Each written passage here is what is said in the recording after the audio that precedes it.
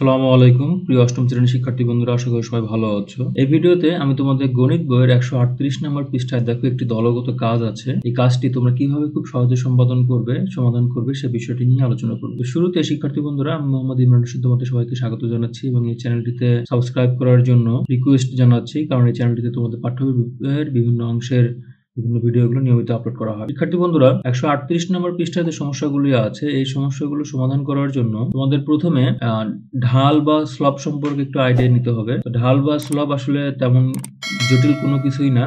মনে করো এখানে এই যে চিত্রটি আছে, চিত্রটির দিকে তাকাও, যে এ বি সি এটা হচ্ছে একটা, যদি তুমি সমকোণী ত্রিভুজ মনে করো আর কি, সমকোণী ত্রিভুজ মনে করলে এইটার যে অতিভুজটা, এই অতিভুজটাকে বলা হচ্ছে ঢাল, মানে ঢালু যে রেখাটা সেটাকে বলা হচ্ছে ঢাল। তো এটাই হচ্ছে তোমাদের এখানে বের করতে হবে। তো ঢাল বা স্লব বের করার দুইটা ফর্মুলা আছে। যে যদি তোমাদের এখানে এরকম মানে তিনটা বাহু দেওয়া থাকে আর কি, ধর এখানে এ বি, তারপর বিসি, এসি আছে, তাহলে হচ্ছে ঢালের সূত্রটা হবে এরকম যে ঢাল সমান সমান হচ্ছে তোমাদের লম্ব বাই ভূমি, এটুকু মনে রাখলেই চলবে। আর যদি স্থানাঙ্ক জ্যামিতি হয়, অর্থাৎ তোমাদের যদি এ বি সি এই বাহু তিনটার যদি স্থানাঙ্ক দেয়া থাকে, তাহলে সেই ক্ষেত্রে তোমাদের দেখো এখানে তখন ঢাল রেখাটির সমীকরণটা হবে, সরি না সমীকরণ না, ঢাল রেখাটার যে সূত্রটি সেটি হবে যে y2 minus y1 divided by x2 minus x1। আমি যদি তোমাদের বোঝানোর চেষ্টা করি, যে মনে করো যে এইখানে হচ্ছে একটি বিন্দু, ধরো এটা হচ্ছে x অক্ষ, এটা হলো y অক্ষ, ঠিক আছে। তাহলে এটা হলো x অক্ষ, এটা হচ্ছে y অক্ষ। তাহলে এখানে একটা বিন্দু হচ্ছে P আর একটা বিন্দু হচ্ছে এখানে মনে করো Q। তাহলে P বিন্দুর স্থানাঙ্ক, শিক্ষার্থী বন্ধুরা আমি এটা কিউ ধরে নিচ্ছি, কারণ তোমাদের পাঠ্য বইতে এভাবে দেওয়া আছে। আসলে যেভাবে প্রথমে লিখেছিলাম ওটাতেও কোনো সমস্যা ছিল না। তো ধরা যাক পি বিন্দুর স্থানাঙ্ক যদি এটা হয় x1 y1 এবং কিউ বিন্দুর স্থানাঙ্ক যদি হয় x2 y2, তাহলে সেই ক্ষেত্রে তোমাদের এখানে দেখো যে ঢাল রেখাটি যেটি পাওয়া যাবে, অর্থাৎ এখানে আমরা যদি এই দুটো যোগ করে দিই, পিকিউ যে রেখাটি, পিকিউ রেখার সমীকরণটা হবে এরকম, অর্থাৎ ঢাল। তখন এইখানে দেখো y2 মাইনাস হচ্ছে y1 divided by x2 minus হচ্ছে x1। শিক্ষার্থী বন্ধুরা, তোমরা যদি এটাকে y2 না লিখে যদি y1 লেখো, ঠিক আছে, y1 minus y2 divided by হচ্ছে x1 মাইনাস x2 লেখো, তাতে কোনো ভুল হবে না। অর্থাৎ এখানে আমি যে পি কিউ লিখেছিলাম, ঠিক আছে, এখানে প্রথমে পি লিখেছিলাম, এখানে কিউ লিখেছিলাম, ওটাতে কোনো সমস্যা ছিল না। তোমাদের পাঠ্য বইতে যেহেতু এটা দেওয়া আছে y2 minus y1 divided by x2 minus x1, এটাই মনে রাখো, কারণ এটাই সুবিধা। কারণ এখানের দিকে মনে হবে তোমার কাছে যে তুমি 2 থেকে 1 মাইনাস করতেছো, অর্থাৎ বড় থেকে ছোট মাইনাস করতেছো, এটা মনে রাখাটা অনেক সুবিধার আর কি। তাহলে আমরা এখানে হচ্ছে ঢালের দুইটা সমীকরণ পেলাম, যে একটা হচ্ছে যদি আমাদের বাহু দেওয়া থাকে তার মানে হচ্ছে লম্ব বাই ভূমি, আর নইলে যদি স্থানাঙ্ক দেওয়া থাকে তাহলে y2 minus y1 divided by x2 minus x1। আমরা এই ফর্মুলায় ঢালের মান বের করতে পারি। এখন শিক্ষার্থী বন্ধুরা, 138 নম্বর পৃষ্ঠা দেখো, তোমাদের এখানে একটা ছক দেওয়া আছে, গ্রাফ পেপার দেওয়া আছে। এই গ্রাফ পেপার থেকে তোমাদের এখানে 1 নম্বরে দেখো এই মানগুলো, 4টা মান বের করতে বলেছে, 4টা ঢালের মান বের করতে বলেছে। শিক্ষার্থী বন্ধুরা, আমরা শুরুতে এখানে যে মানগুলো দেওয়া আছে মানগুলো একটু বোঝার বা বের করার চেষ্টা করি।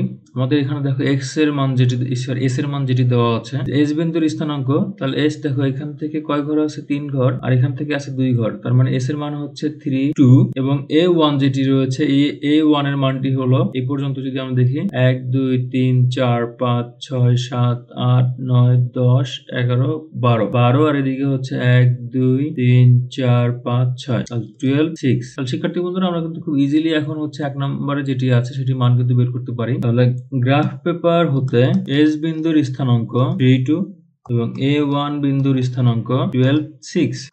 তাহলে এস এর ঢাল আমরা এখানে এম চাইলে লিখতে পারতাম। শিক্ষার্থী বন্ধুরা, আমরা এই জায়গাটাতে একটা কাজ করতে পারি। আমাদের যেহেতু ফর্মুলা আছে, আমরা হচ্ছে এটা লিখে দিলাম যে এস বিন্দুর স্থানাঙ্ক x1 y1 সমান সমান হচ্ছে এটা, আর এই ক্ষেত্রে আমরা হচ্ছে a1 যেটি রয়েছে সেটির জন্য এরকম লিখতে পারি যে x2 y2 এর স্থানাঙ্ক হচ্ছে 12 6। তাহলে আমরা ফর্মুলা এখন লিখতে পারি সুন্দর, যে y2 minus y1 divided by হচ্ছে x2 মাইনাস x1।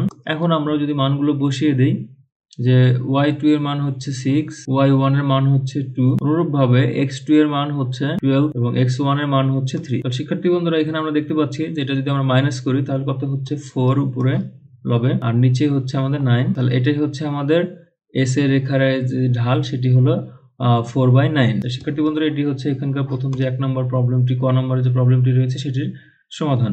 আশা করি শিক্ষার্থী বন্ধুরা তোমরা এটি বুঝতে পেরেছো। এরপর শিক্ষার্থী বন্ধুরা দেখো তোমাদের যেটি বলেছে খ নম্বরে s এবং a2, তাহলে আমরা a2 এর যদি স্থানাঙ্ক বের করি তাহলে সেটি দেখো কত হবে 2 3 4 5 6 7 8 9 10 11 আর এদিকে 1, তার মানে হচ্ছে 11 আর নিচের দিকে যেহেতু তাহলে -1, তাহলে আমাদের a2 এর স্থানাঙ্ক হচ্ছে 11 - 1। আমরা আবারও লিখতে পারি এভাবে s বিন্দুর স্থানাঙ্ক x1 y1 সমান সমান হচ্ছে 3 2 আর a2 বিন্দুর স্থানাঙ্ক x2 y2 সমান সমান হচ্ছে 11 - 1। তাহলে সুতরাং SA2 এর ঢাল, তাহলে আমরা যদি আবারও অনুরূপভাবে ফর্মুলা বসাই তাহলে কিন্তু আমাদের এরকম আসতেছে y2 - y1 divided by x2 minus হচ্ছে x1। তাহলে আমরা মান বসিয়ে দেই। y2 এর মান এখানে দেখা হচ্ছে -1 আর y1 এর মান হচ্ছে 2, x2 এর মান হচ্ছে 11 আর x1 এর মান হচ্ছে 3।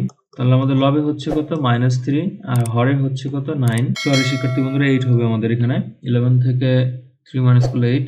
তাহলে এটাই হচ্ছে আমাদের -3/8 যেটি, সেটি হলো আমাদের SA2 এর ঢাল। শিক্ষার্থী বন্ধুরা আশা করি তোমরা এটাও বুঝতে পেরেছো। শিক্ষার্থী বন্ধুরা যদি তোমরা এই পর্যন্ত বুঝে থাকো তাহলে অবশ্যই তোমাদের কাছে রিকোয়েস্ট থাকবে ভিডিওটিতে লাইক শেয়ার দিয়ে চ্যানেলটিকে অবশ্যই সাবস্ক্রাইব করে রাখো যেন পরবর্তী ভিডিও আপলোড করার সাথে সাথে নোটিফিকেশন পেয়ে যাও। শিক্ষার্থী বন্ধুরা এরপর দেখো তোমাদের যেটি বলেছে সি এবং জি বিন্দুর ঢাল বের করতে বলেছে। তাহলে আমরা যদি সি বিন্দুর দিকে তাকাই তাহলে সি বিন্দুর স্থানাঙ্ক কত হচ্ছে দেখো 1 2 3 মাইনাস, যেহেতু বাম দিকে তাহলে -3 এবং নিচের দিকে আছে 1, তাহলে সি বিন্দুর স্থানাঙ্ক হচ্ছে -3 -1 এবং জি বিন্দু যেটি রয়েছে জি বিন্দুর স্থানাঙ্ক খেয়াল করো 11 12 13, তাহলে এদিকে হচ্ছে আমাদের 13 আর নিচের দিকে আছে কত 1 2 3 4, তাহলে -4, তাহলে 13 -4। তো সি বিন্দুর স্থানাঙ্ক কত আমরা পাচ্ছি x1 y1 সমান -3 -1 এবং জি বিন্দুর স্থানাঙ্ক হচ্ছে x2 y2 সমান 13 -4। তো শিক্ষার্থী বন্ধুরা সিজি এর ঢাল y2 - y1 সমান x2 - x1। তাহলে দেখো এখানে y2 এর মান কত আমাদের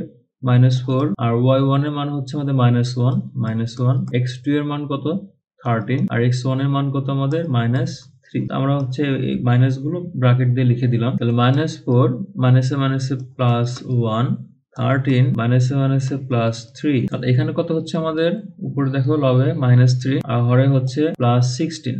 তো শিক্ষার্থী বন্ধুরা এটাই হচ্ছে আমাদের সিজি রেখার যে ঢালটি রয়েছে সেই ঢালের মান। তো শিক্ষার্থী বন্ধুরা আশা করি তোমরা সিজি রেখার ঢালটি মান কিভাবে বের করবা সেটি বুঝতে পেরেছো। এরপর শিক্ষার্থী বন্ধুরা যেটি বলেছে দেখো এফটি, তাহলে এফ এর স্থানাঙ্ক যদি আমরা বের করি তাহলে দেখো এদিকে হচ্ছে -2 আর নিচের দিকে দেখো 1 2 3 4 মানে হচ্ছে -4, এদিকে টি বিন্দু দেখো 1 2 3 4 5 6 7 8 9 তার মানে -9 আর উপরে দেখো y এর অক্ষ বরাবর 1 2 3 4 5 6 y অক্ষ বরাবর 6 আছে। গ নাম্বার আমরা লিখতে পারি যে গ্রাফ পেপার হতে এফ বিন্দুর স্থানাঙ্ক x1 y1 সমান, তাহলে এফ এর স্থানাঙ্ক কত আমাদের -2 -4 আর টি বিন্দুর স্থানাঙ্ক x2 y2 -9 +6, তাহলে ft এর ঢাল y2 y1 divided by x2 x1। শিক্ষার্থী বন্ধুরা আমরা মানগুলো যদি বসিয়ে দেই এখানে তাহলে 6 মাইনাস হচ্ছে y1 এর মান -4